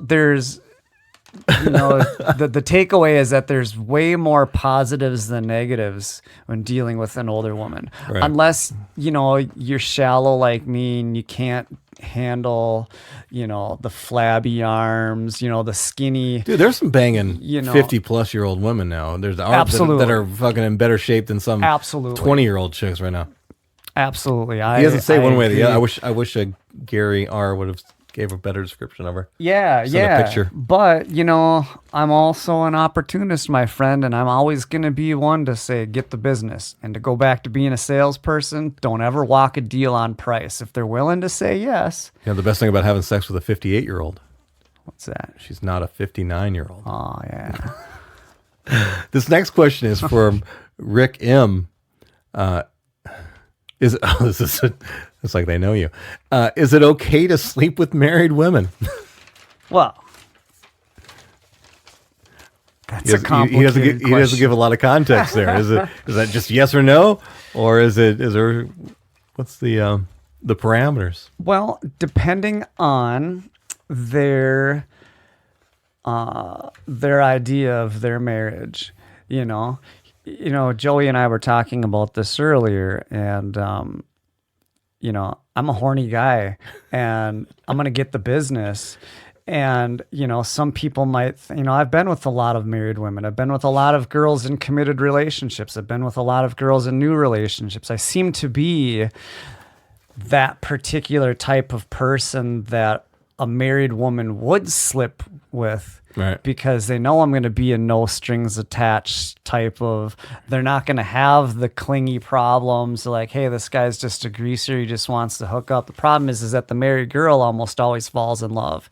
If you're married out there, fellas, your ladies will wind up in a 8-month relationship with another guy before you know it. And then they Right. seamlessly move into their next relationship. A guy goes out and cheats, he's just going to go out and bang some fucking, dump truck, Right. girl, I know plenty of hot girls that have been cheated on. They're like, why is he with this fucking skank. And I'm like, because she does anal. You know what I'm saying? Like, you're one step away from a happy relationship. You just gotta bite down. How many good relationships ended because there was not enough anal in the relationship? Actually, you know, dozens. I do know of one relationship that did not progress into the later stages because he would not put it in her butt. Really? Me and a bunch of buddies He were out on the rejected boat. Really? Yeah, and he's one of my more notorious greasers, from back. Well, wait a in minute. the Did he day. have a bad experience? No, he's just never done it before. He's kind of he's a nice boy. He's been with lots of dirty whores. You know, he's a professional athlete. Right. But he's just never had any. Some people get the itch and some people don't. I've people got get the it itch, after. you know. I mean, well, that's the thing. But I remember we were all out on the boat and this girl is like talking to him and talking to us like, yeah, I wish he would. Right. You know, and he's looking at me like I'm his fucking lifeline. Poor I'm like, girl. dude, She's longing do you for need a a shaft. demonstration? Can I into a show you pooper and- exactly how to handle this? And And there's not a she was man in asking her to- life to give it to her in the. I can't remember if Pooper. she had done it before too, and she was looking for it, or if she wanted to try it. It was a new enough relationship, and she liked him more than he liked her. Okay. So she was just kind of like more. She was trying to win him prone over to with be like, offering up the asshole. yeah, come on, let's do it. I'm willing. I'm ready. Can we try this? And he just kind of said no. But anyway, yeah. As far. I don't trust that man. I don't trust a man that's not going to take an offer up on some sex in the pooper. I don't know. Kelly B asks, have you ever had sex with a woman with a stinky vagina? I think you already covered that one. Yeah, I was in love too. You know, it was the hardest thing I ever had to do was to break up with a girl that I really liked, you know, that I just couldn't be with. And, Right. you know, there was a lot of sex in the shower. When I really started to notice it and becoming more like more aware of it, we would do it in the bed, and then I would just like nonchalantly kind of roll her up in one of the sheets, you know, maybe roll myself into it, but I would make sure that like She was wrapped like a bun. yeah, that You was should come my out with only- you remember scratch and sniff stickers? I do. Snickers. I'm high. You should come out with a line of scratch and sniff stickers that smell like all the women that you used to have sex with. Oh that you've man. had. Like the Teebie Smalls scratch and sniff vagina collection. And like the big one at the end would be this girl with the very odoriferous. Collect the whole set. Yeah, well that It's a terrific merch idea. that kind of brings me back to our question about the PrEP STD Right. preventer. You know, I thought maybe we should get a hold of them and talk to them about those vaginal test strips. Right. You know, I do. mean, I was joking, when but somebody it says seems something like, like, "Oh, her pH was off," I'm like, "Well, what do I do? Do I go out and just well, go you to know, the they do local have things pools? kind of like that now. They have the isn't there like a condom that when you have sex with somebody who's got an STD, the condom changes colors or something? I swear I remember that. That's a thing. You know what? If not, it should be. It sounds familiar enough to where like Like you do one pump Might and have seen it it comes on a- out. If it's green, it's good. If it's red, it's like, oh, this bitch is on fire. That kind of thing. yeah, but would it be like a glow in the dark type of thing? It would have Like to how be. would you know? Or maybe an alarm goes off. Maybe like a exploding dye pack. You know, when you It just rob starts to inflate bigger than the diameter of the vagina, so cuts you, off the you circuit. can't go back yeah, in. sorry, dude. You don't want to go in there. It's like an inflatable safety vest. Yeah, As soon as you hit the water, it just fucking puffs. you're not going in here. Oh, we need a copyright. Yeah, in the events of a water landing, your condom can be used as a flotation device. This one's from Wayne. Have you ever had to take a sexual partner to the hospital? Sex-related injury. Yes. Really? What happened? This one got me sweating. This was bad. I was 29. She was 17. Right. Whatever. I'll admit it, I don't care. She was a preacher's daughter. I think we've talked about this one. Yeah. This one I referred to her as Winger. But one of the first or second times we had hooked up, I had just gotten my dick pierced not long prior. And I basically wound up giving her bladder infection. You know, Okay. she was 17, almost 18, even though she had been with a handful of guys already. But, you know, it was more kind of like an early type of pregnancy scare, you Okay. know. This was the other one that was 5'11". Oh, One of okay. the taller girls. Yeah. Gotcha. Yeah. And this was the cul-de-sac one. You know, we Right. worked together and we went to every possible church in Maple Grove and every cul-de-sac we could find and bang it out. Oh man, she was fun. Yeah, we hooked up a while after she got married too. Right. And then That's she not did very- have a kid, but it was funny too because her and I had only used rubbers, I think too. Right. But she moved out of her parents' house, moved into this new place, and she calls me up. Basically, she's like, we hadn't hooked up in a while. She calls me up and she's like, guess who's on birth control? And so I'm like, Your mom? She had moved in with her new boyfriend. Oh no. So she was on birth control. She invites me over for a party. Right. It was her birthday, and she had one roommate. Her boyfriend was like recently sober, and he was away on some camping retreat or some shit. And I'm just like, kinda it's your makes it girl's worse. birthday. She calls me up. I'm like, yeah, I'll come over. I'll bring a little alcohol. She wasn't 21 yet. I'll bring some Awesome. booze. I'm I'll bring some clean, weed. honey. I'm clean. I'm not. And she's like, I got birth control now. I'm like, So she's Sweet. just telling you She that just she wants you to wanted- fucking blow your load in her. that's what she wanted. That's exactly what she What wanted. a It was, dirty, dirty girl. Oh, it was great. Next question. Don't force your daughter to play guitar in the church band, I guess. That's always good advice. Yes. Next question is from Kyle P. Can prostate massages create? I can't even read my own writing. I wrote this down off the thing. Production of serotonin. Can prostate massages create production of serotonin? Never heard that. I don't know anything about that either. Serotonin is a chemical that's produced in your brain that's released Right. when I've had an Asian girl stick her finger in my asshole and it Possibly. felt good, so I'm pretty Yeah. sure that's serotonin. Oh, I figured out the whole finger in the butt while you're jacking off thing really early in life. I'm telling you, I'm talking like 15 missed years that old one in the in- shower type of thing. Like missed that one in Cub I Scouts. don't know how I Teach me that came through it. Like this never showed up on any of my pornos that I watched or reviewing at at 15 there was no access to videos really, but I figured it out somehow, and the shit works. Yes. Right. And of course, as you've getting older and, with greasier people, girls, some girls are like, ooh, I want to try it. Like some girls are just as adamant about sticking their finger in your ass as you are about putting anything Right. of yours in theirs, but, I serotonin kind of is seem that they, released. like women who go spelunking, exploring caves. I'm gonna think Yeah. they probably like it a little bit more. Yep. They're prepared, they got the boots and the gear and all Right. that stuff. Safety rope and light. But I would say it promotes the release of serotonin because serotonin is released when you do something pleasurable. It's like Right. dopamine. So when you're kissing or when you bust a nut, like that's, Right. serotonin, but not producing it. Right. I think your hormones Triggering are it. just You're constant. triggering it. Yeah. Yeah. So, I don't know if he was asking the question properly, I might have copied it down wrong. My but- days spent, doing like ecstasy and MDMA. I learned a lot about serotonin. I'm into psychedelics and whatnot. Nice. So that's definitely an important, DMT with somebody's finger in your asshole is probably the way to the. my ex was telling me that she always wanted to bang on psychedelics. We never got a chance to just because. I've never had sex on. No, but psychedelics.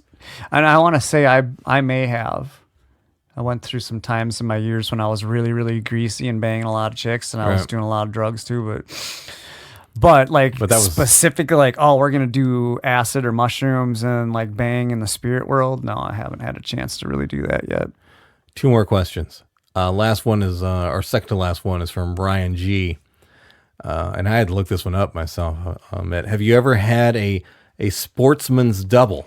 Yeah, so we talked about this. I mean, I could only put my imagination to work and try and figure out what it is without looking it up, of course. But you might have to run that definition by me. A sportsman's double is when you have sex with both the mom and the daughter at the same time. I have not done that. I have, however, been through a legacy in a family. I've had a grandmother, all right, not a grandmother, a gal and her niece. Okay. Who the 41-year-old was a grandmother at the time. And I did have butt sex with her, some really, really dry butt sex with her. The niece, whom I also had butt sex with, was also the main character in the slasher film incident. You know, your dirty sex story from the last episode. Yeah, you gotta listen to the last episode with Teebie because that girl. Reference. Well, see, my old college roommate, college basketball player, met the niece one night, and then that's how I hooked up with her aunt. And then, because they lived just a few blocks away from that majors that I worked at, and we drank at all the time. And then, 2 or 3 weeks later, I'm back there at my fishing hole, and she finds me, and she's like, "Hey, aren't you blah blah blah?" And I'm like, "Yeah." And then it was fucking in the bathroom, both bathrooms. I was in the male bathroom, the guy's bathroom, the girl's bathroom. That was a great fucking. There's probably still more details that I'd have to think about but yes. And then my ex fiance, the girl the first stripper that I almost married, was. I actually met her through her older sister, whom I dated. Right. And then I hooked up with their older cousin, who was closer to my age at the time. She worked across the street from me, and we just kind of met. And then I eventually wound up in the long-term relationship with the youngest and the hottest of the three, and the most screwed up, and the one that, her and I actually just rendezvoused a couple of years ago. Hadn't seen each other in 20 years, but still look good. Had fake tits this time. It's awesome. I've had sex with sisters, not the same time. No. But one after the other, but not the same day. And then cousins, 2 cousins. Yeah, most of my, It's as close as I've got to that. There's definitely been a little bit of squabbing here and there, but for the most part, short answer would be no. Okay. But but speaking of the sportsman's double, what are your top 10 favorite sex moves to perform? Well, I definitely am a fan of the finger in the butt when I'm going down on her. I'll almost always work it into the butt. 50% of the time, half and half. I might go in the pussy, I might go in the butt. Now, you're doing that for pleasure for her, or are you just trying to prime for the anal? Is that more of a fishing expedition for you to gauge reaction? Little. It's something for everybody. If she does nothing about it, I'm fine. Serve both purposes. Yeah, I got to put my finger in her butt. That's just what I wanted to do. That was what was in my heart at the time. Right. But I love eating pussy. There's that seems like a weird thought to have. If you just randomly hook up with a chick, you stick your finger in her asshole, and then a year or so goes by, and you run into her in the Cub grocery store, and the first, hey, there's that guy that stuck his finger in my asshole. It's a weird memory to share. I've definitely had those awkward, you wave, you see somebody, you pass them, and they're walking with their current boyfriend or whatever, and you're like. Do you tease her, catch her eyesight and sniff your finger? Kind of just look down, make sure that he knows that you're trying not to make eye contact. Right. Then he's like, did you fuck that guy? Right? No. He just had his finger in my asshole. I promise. No, just. Oh, but what are your that's number one.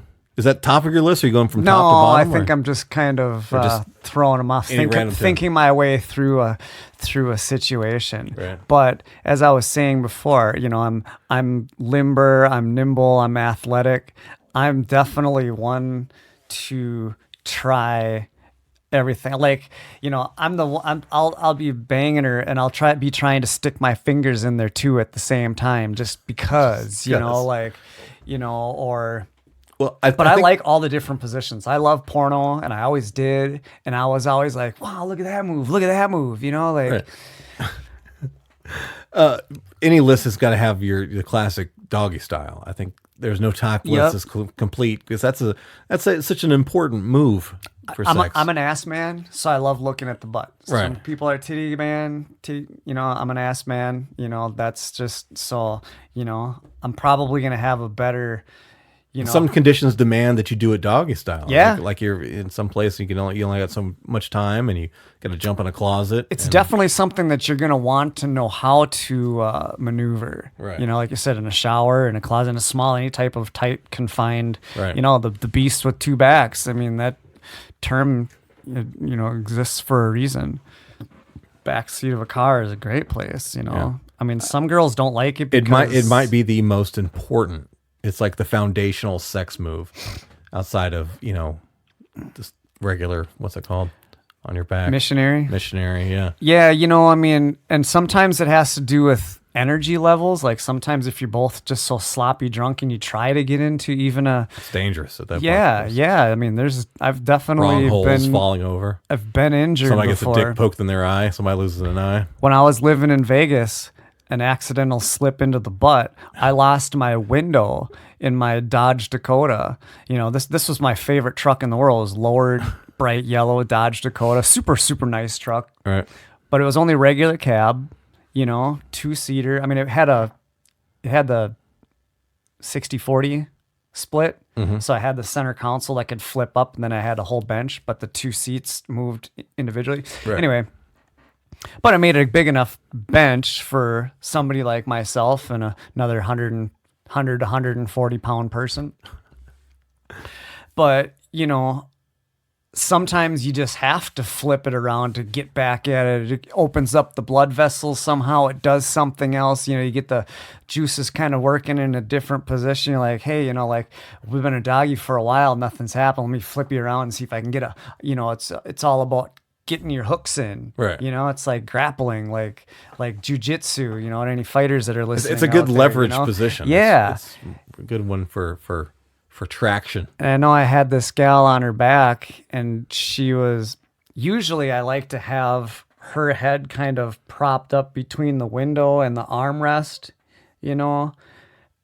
so then like the feet aren't pushing against the door. Right. But sometimes that just doesn't happen. You slip all the way down. If your head's all the way down, resting on a nice, comfortable cushion, Right. and then all of a sudden, accidental slip, a real hard one, wham, foot right through the window. Oh man. Did you stop mid-stroke? No. You you power through and I mean, there's the initial like, whoa, right. and just you're right back at it. Where were we? Yeah. Let's go back to this. So yes, there's definitely, that could probably make an entire whole new episode of collateral damage. Things sacrificed in the name of sex. Oh, yeah. It's going to take too long for you to do a full top 10. Yeah. But what do you have a signature? Like your go-to move? What is your go-to move if you're really trying to impress her? Like you're really trying to show her some things. It's kind of a I've always been an advocate of like modifications of doggy style. Right. So, the stripper with the heart of gold, we did a lot of like, because she was small, we did a lot of like, eventually, you'd have her up against the, I like to be up against like the headboard, up against the wall, grabbing something. But Leverage like, again. Important. I want to put as many things into as many places and as hard and as far as I can. Right. So like, even though I know my dick might only be, however many inches, depending on where you measure from, and her uterus might only be so deep, like you can only get in so far. I've bottomed out before with small girls or like ones that have like IUDs and stuff like that. You might get snagged on something in there. But like, I'm still, for some reason, like I like to really just open up the legs, get everything going, and just try and get in there. Like if I could get my whole body inside, Right. I would. And I try. I try to almost get like I've never tried to like stuff the balls in, but So it's like, about depth with you. Is what it is. It is. It's really, I trying really to sink. I really think so. And, you know, and the variation of doggy style to be like completely flattened out, but still in from behind. Oh, yeah. You know, so like this, you know, and getting in that way, you know, so, and it's like to grab the top of the head, you know, and like, you just kind of. An aggressive pounding is what it is. It's more kind of your, I think they refer to that as type. like, it's like pile driving the pussy. I think is what is the kind of the. Yeah, but I definitely want to get in there. Fair enough. We all want to get in there. That's, You just want to get in there deep enough to strike oil. What's with all the details? I just want to get in. Right. All right, we're going to close strong here. All right. Last question. This is fantastic. Peter L. He says, have you ever got poo on your dick during anal? If yes, this is a two-parter. Oh, man. If yes, is it rude to continue without cleaning it off first? Well, you don't always. Do you understand the question? I do.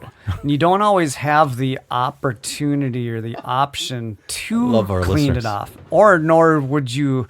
You might not have a way to notice it. A lot of the times, this stuff happens in the dark. Right. You know, I mean, I love to do it with the lights on. I mean, if, you know, sometimes people are like, no, lights off, no exceptions. Fuck that. I want to see everything that's going on wide open. You know, the eye contact during the blowjob is priceless. Right.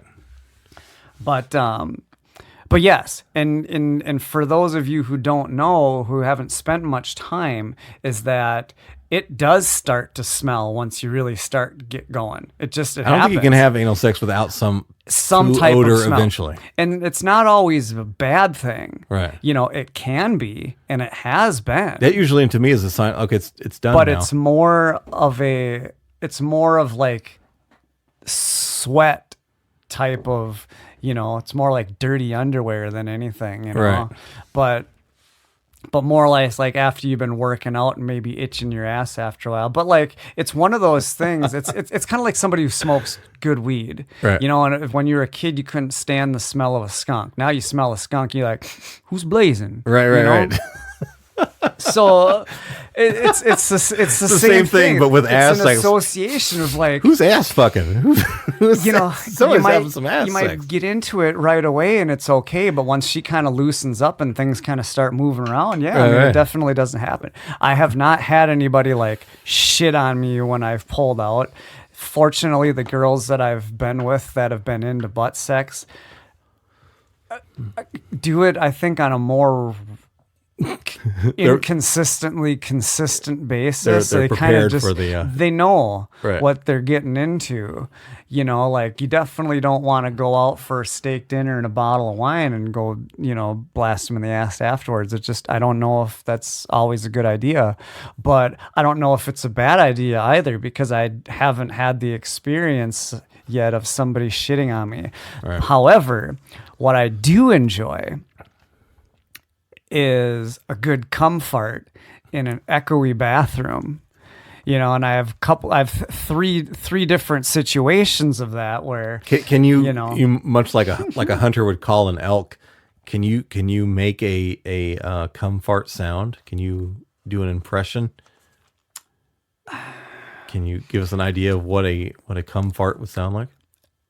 you know, it's just a wet fart, Okay. but you know, it's like diarrhea, but like just a little bit, you know. But it's a higher pitched.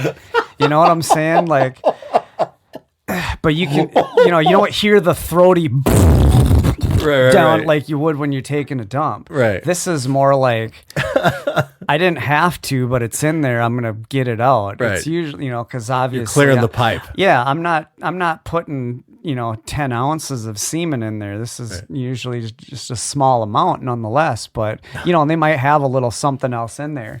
But this one stripper I used to drive all the way up to, She might have a previous load up there too, so it may be multiple loads she has to eject. Exactly. Or eject out of her anus. But this was like, east of Superior, Wisconsin, you know, way the fuck up north. I drove 3 hours in December, January, and February to bang this dirty stripper, all because she said she was into butt sex. Right. And the funny thing is, the first night we hooked up, I might have told this story, but it was, I don't think so. yeah, I met her in Duluth. I took a couple of shots. I threw up on the bar. Oh, yeah. you I did went tell us, right. down and I met her, danced with her. Then we took off in my buddy's car, went up to the point and made out, and there was some finger banging and some hand jobs. We didn't fuck, but I fingered her butt for sure, and she let me do it. Right. So that, like, I didn't know until, like, Who let you finger their butt but not have sex with you? it was one of That those seems like things, that's a we were- beyond sex. We like, were running out of time or oh, something. It was a time restraint. We hooked up the next night. Those few details are unclear, but I remember having a conversation with her via text message, and eventually, you know, enough hints were dropped, and then it was like, yeah, I like it. So then it was like a 3-month, you know, consistent trip to Duluth to bang this stripper. And I think it girls was that are butt into anal sex. should like wear like a special necklace that lets you know that they're into anal. Oh yeah, like when you have like the glyph, you know, to let you know if you're Right. the green light. Right. No, there's a famous painter out there that I can't remember his name, but his calling card was a pearl earring, Okay. a big pearl earring. Right. You know, that was in the picture, but anyway, something like that. Yeah, it would be. You know, just to Save let them some know discussion. that you're cool. Yeah, but it was funny because the one night I had gone up there, and there was one time where I had a hotel room and we went out and she came back, and you know, even in like a nice tiled bathroom, you know, it was echoey, so you can hear. There's just no way you can. Right. You can't hide that sound. You're not gonna when mask you're that 6 cum feet fart. away. Just.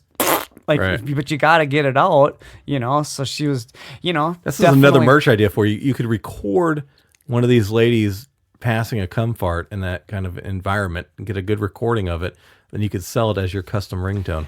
That'd be awesome. The cum fart call. Specific to each one. What does that sound? Oh, I've got it. It's my lawyer.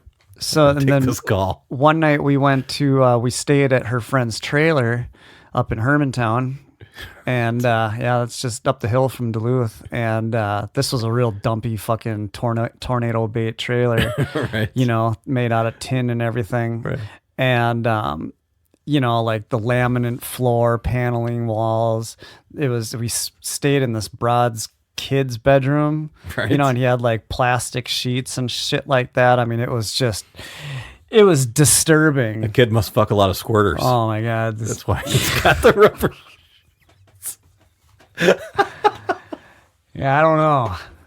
The smell of urine begged to differ, I think. But we had hooked up and we banged and we had butt sex, and she let me bury load every time in the Right. butt, you know? This was just like straight up porno style. We'd start off, we'd make out, she'd blow me, maybe I'd go down on her, maybe I wouldn't, and then we'd you know, sex, and then I'd do anal, and that was it. Right.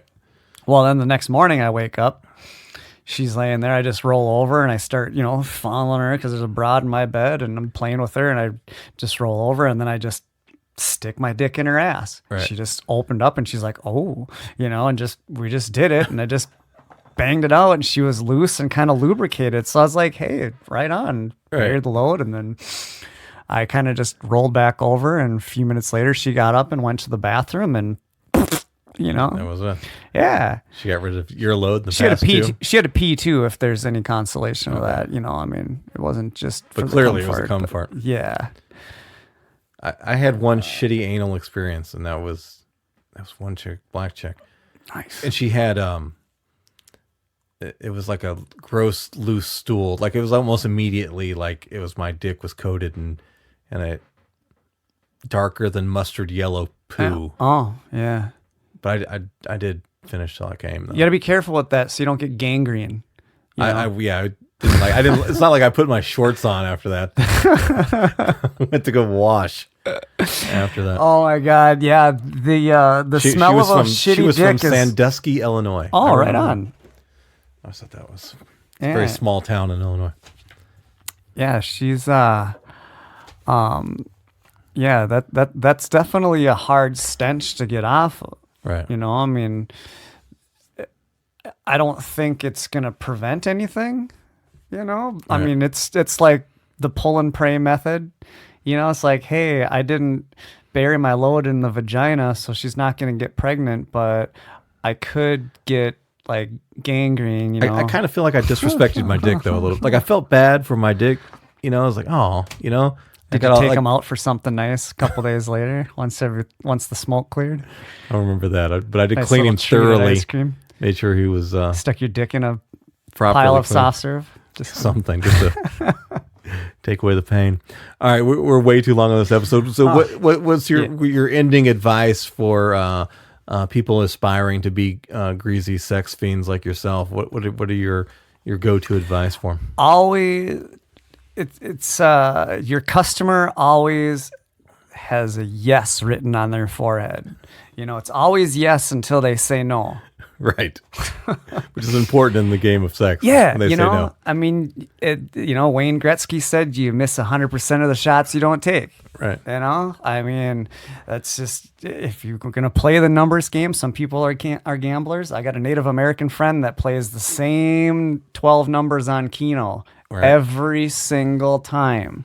And he eventually wins. Last time we were in Vegas together, he won like $35,000. He Jeez. probably spent 10 or 12, but we all got comped rooms and tons of booze and free fucking steak at Strip Steak Club. You know, I mean, it was, yeah, you know, so, I mean, you definitely have to, you know, it's a gamble. You got to roll the dice. Step one is rolling the dice. Yeah. That's step one. Yep, those people, they always say yes. You can't be deterred. I mean, again, your failures are just as big as your successes. I definitely have far from 100% closing ratio. Right. You know, but you still step up to the plate. You still take swings. You know, if you go down, you live, you learn. You know, you live to ABC, fight another day. always be closing. Always be closing.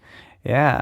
You know, find out those objections right away. Or ABC, always know? become farting. Don't waste any time with somebody who's not ready to invest, you know, but you can't, you can't be afraid to take that dive into a dirty What do I toilet have to do to stall. get you on this dick today?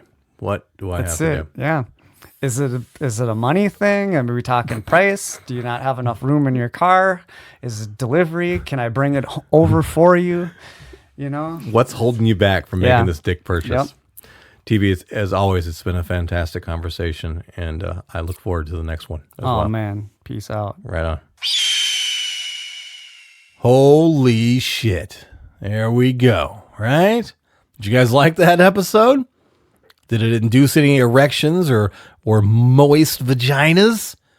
Did it disgust some of you? Probably a little bit of all of the above. I'm sure some people are very happy with that episode. I'm sure some people are disgusted with that episode. And I'm assuming that at least one or two people right now are trying to do their very own KUM FART impression. But big thank you to Teebie Smalls for joining me once again and sharing with us, his prolific, deranged sexual life. He is, he's something else to say the least, but definitely a fun person to bring over to like a party or something. Just don't leave him in the room with your girl, because she's going to get fucked. But yeah, there's that. What else? What else I need to do? Anything else? I don't know. Oh yeah. Make sure you've subscribed to the podcast. Make sure you've liked all the social media stuff. Do all that. It's super helpful. I really appreciate that. And thank you guys. Thank you, the listener, for returning to the podcast. Your numbers continue to grow with every episode, and I really appreciate that.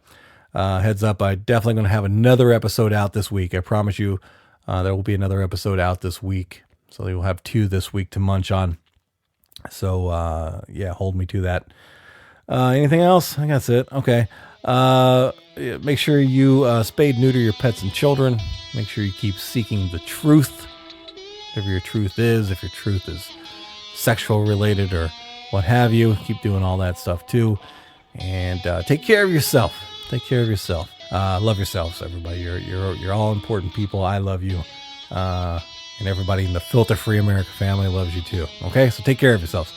All right. I will speak to you next time in the next episode of the Filter Free America podcast. Love you. Bye-bye.